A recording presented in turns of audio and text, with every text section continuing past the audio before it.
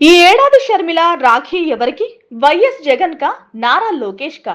ఏదో కొద్దిపాటి ఎడబాటు ఉన్నంత మాత్రాన తన సొంత అన్నను కాదని లోకేష్ కు రాఖీ కడుతుందా అనేదే ఇప్పుడు ఏపీ పాలిటిక్స్ లో ఆసక్తి రేపుతోంది. రాఖీ పండుగ దగ్గర పడుతున్న వేళ వైఎస్ జగన్ షర్మిలపై వైఎస్ ఫ్యామిలీ అభిమానులు పెద్ద ఎత్తునే ఆశలు పెట్టుకున్నారు.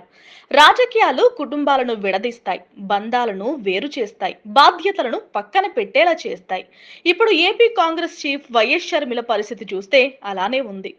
వైఎస్ షర్మిలలో వచ్చిన మార్పును చూసి వైసీపీ అభిమానులు తట్టుకోలేకపోతున్నారు.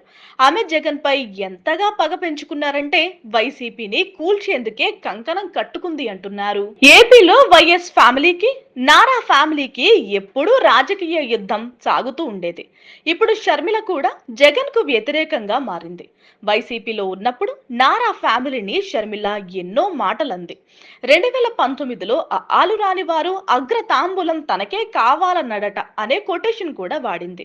నారా లోకేష్ ను నానా రకాలుగా విమర్శించింది షర్మిల.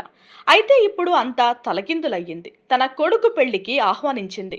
దానిని వైసీపీ అభిమానులు ఏ మాత్రం జీర్ణించుకోలేకపోయారు. రాజకీయాలు వేరు, వ్యక్తిగతం వేరు అని షర్మిలకు ఎంత చెప్పినా అర్థం కావడం లేదు అంటున్నారు పలువురు నేతలు. మొత్తంగా చూస్తే ఈ రాఖీ పండుగకి షర్మిల ఎవరికి రాఖీ కడుతుంది అనేదే పెద్ద ప్రశ్నగా మారింది. Please subscribe dot news.